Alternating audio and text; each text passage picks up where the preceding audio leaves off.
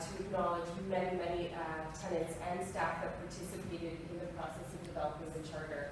And so our sort of final stage in developing a draft charter was working with an amazing committee of 43 incredibly dedicated residents and 9 staff who served as a resource to the committee.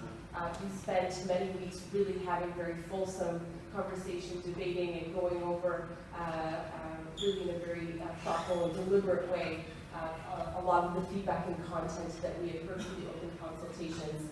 I also want to thank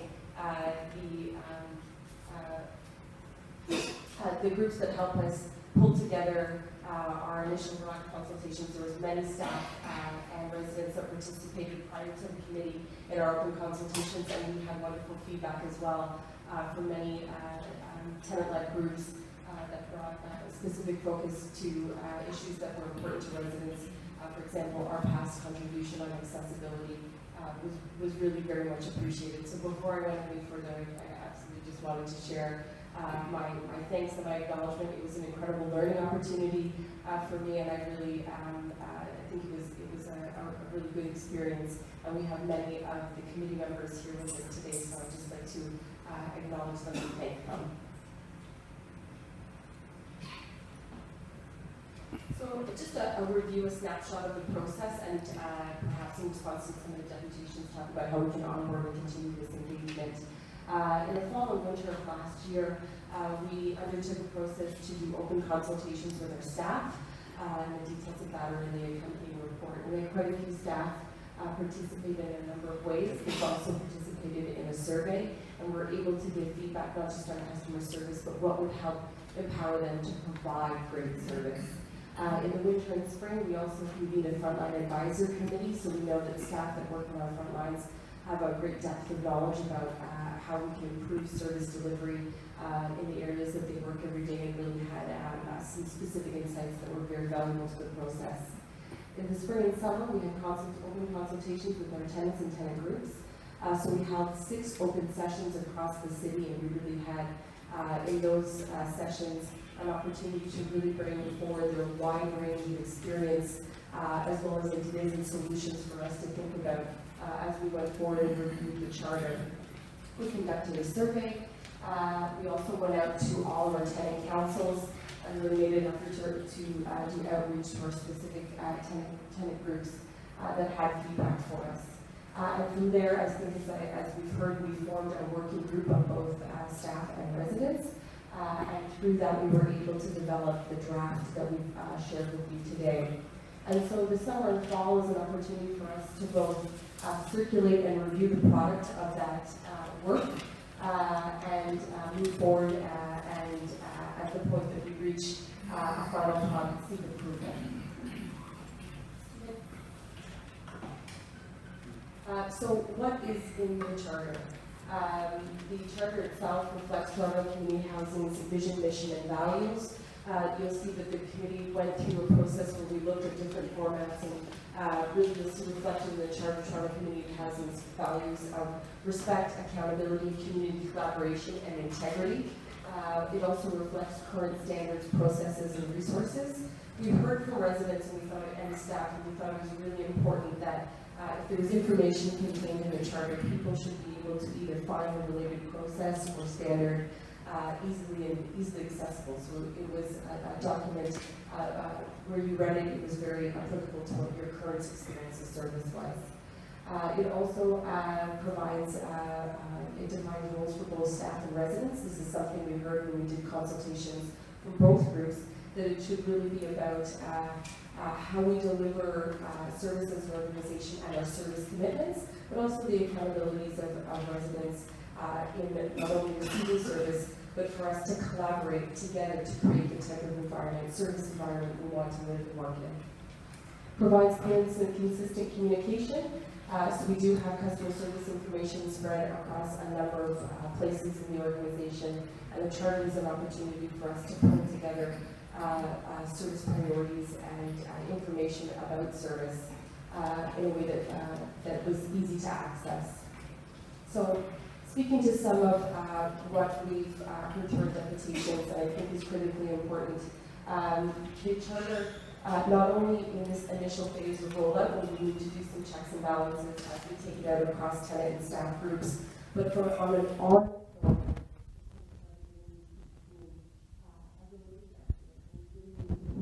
or something that is good, that is responsive to the service environment that we work in, and it's also responsive to the tenant feedback that we hear. And with keep in mind, it allows us to customer service framework, and that framework lays out for us how we continue to engage, how we continue to work with the partners to empower staff, and measure what we're doing and use that feedback for essential continuous service improvement. So this is a slide that's been shared with the revenue services committee previously. I won't go into too much depth. What I think is really important is that the understand portion of our strategy is something that really is ongoing. It really continues to inform changes that we make and ensures that we are providing not just a charter, but service that is responsive, as I said, to the actual operating environment and the tenant needs. We heard a little bit in the presentations about ensuring that staff are living the values and living the commitment to the charter. And what I think is important to note here as well, under the project that says transform and the project that says empower, it's really, really important that we are undertaking that we are aligning our business practices and processes to support staff to be able to deliver. And by empower, we're also making sure that staff are really clear both on what is in the charter, that they understand that they're reinforcing our vision, mission, and values, that we're it's clear to staff when there's a commitment in the charter, what that means in a very relevant and direct way to their work every day, and how it impacts their specific role. And then we're also looking to acknowledge when great service happens and really focus in on when we think that something is moving in the right direction. So the charter is, in terms of our customer service strategy, it's built on our vision, mission, and values. It's in progress, so we've got a draft going. We're in the process of sharing that draft. But the next step for this really is to make sure that when, for this to be successful, for us to evaluate our success in an ongoing way, and for us to continue to have conversations collaboratively with both staff and residents, we have a shared understanding. And so those commitments should translate into service standards, and that's much of the work that will happen over the next year or so. So where we've made a commitment in the charter, we do have some service standards, but this is an opportunity for us to both fill in where we don't have a very clearly defined service standard, and also for us to continue to engage with residents and find out if we're on the right track with those service standards and if they meet the expectations and commitments that we've worked to develop in the charter.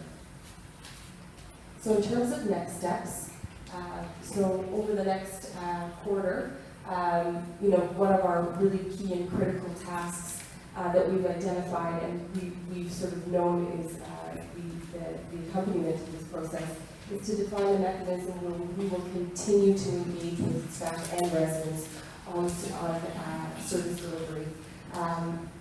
So there are policies, there are many initiatives that are underway that will inform the charter, for example, the complaints policy.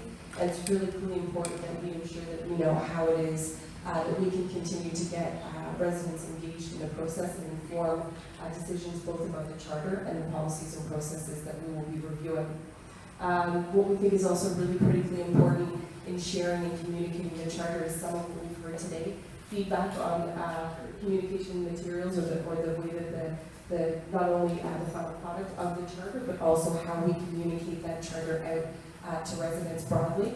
And we think that it's really important in this phase to go and continue to seek that feedback from many of the same groups that we've had the opportunity to touch on with the spring. So going back out to our tenant councils, our tenant groups, going back out to our staff groups and doing a check-in and saying, here's where we are with our draft, and making sure that it's we continue to this process, the materials and the charter continues to be informed, so that we have a final product that's really a good tool for staff and an important communication tool for residents. So Q1, we're hoping to, as I mentioned, sort of finalize our materials, and at that point that we have our communications materials finalized and our sort of last check-in with the staff and residents final, we're able to go and ensure that we do broad communication with both residents and staff, and as I mentioned, give them a sense of what's in the charter and what they can expect in terms of all our activities in advance of having it posted, so that everybody feels when it's up, they're really clear on what it is and how they should be using it. Process and policy review and development of supporting standards, I touched on that. That's something that will be ongoing. There are many policies, initiatives, and standards that relate to the tenant charter, and that's really critical ongoing work that we'll do, as I mentioned, both engaging staff and residents. So that will start in Q4 and really is not something that necessarily stops. This is going to be a fresh and responsive document. Work that we also have to do, and we've heard, which is really important, and it's part of, I think, some was noted in the deputations.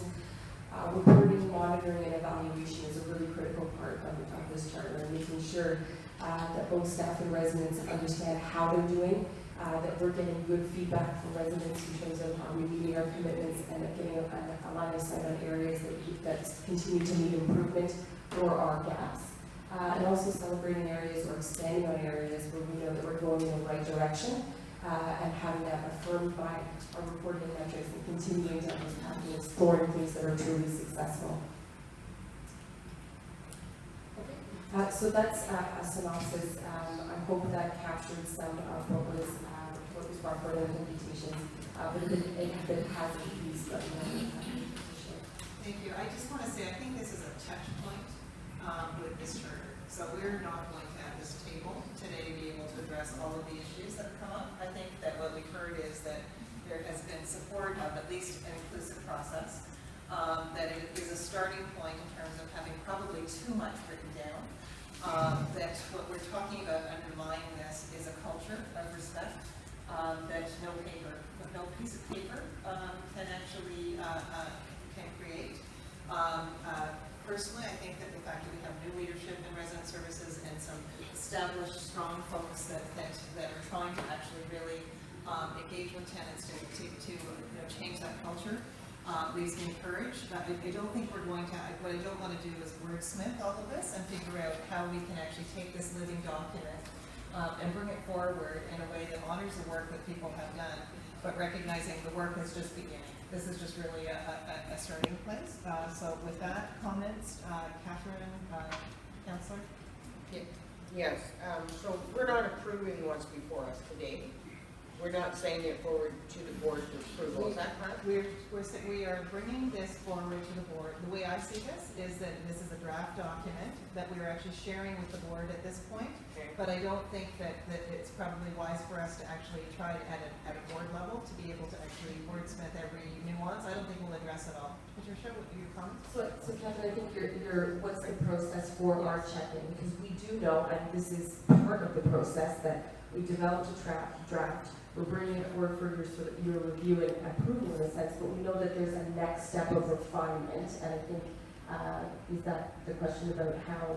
Right, so bringing it here, so it's sort of a check-in, and then so perhaps if you're not already have it in place, then you need to make the recommendations that appreciating the people who worked on this were volunteers.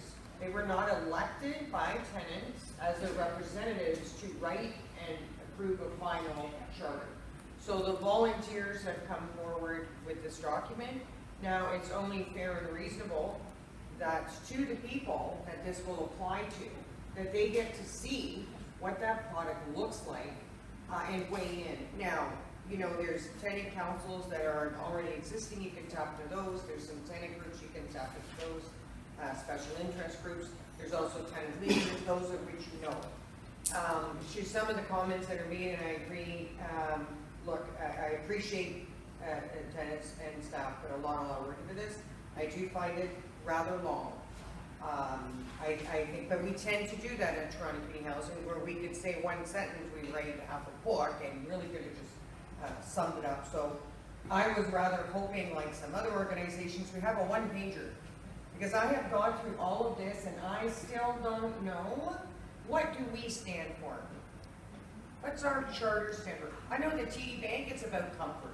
we'll go out of our way to make you comfortable, because it says so in our charter, and you see that green chair, and you know, I don't come away with the sense of, it just seems to me like we've extracted almost language from our other public materials, that you will thrive, and that's sort of the corporate speak, that you will thrive in your community. What does that mean?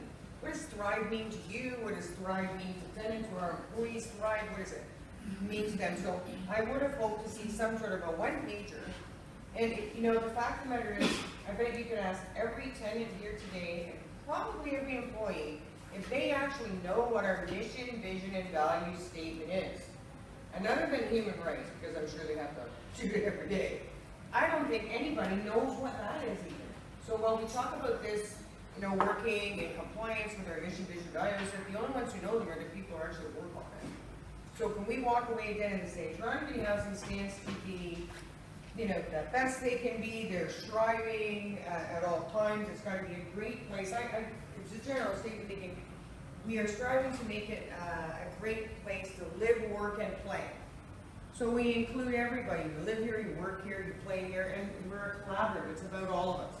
When I look at the statement in the lobby, which is very offensive to tenants, that statement that says, treat our employees with respect, it really doesn't incorporate tenants in that as well. So looking at that statement is something we could take and modify. No, I found that to be very long-winded, and I don't quite get it. The everybody statement? Yeah. Okay. But probably the whole thing. Vibrant, right? thrive. So I think we've got to figure out what that can be. Counselor, did you want to make a comment too? Because I think that we're not going to actually solve it all today. Yeah. Just to give you my take on how I look at this.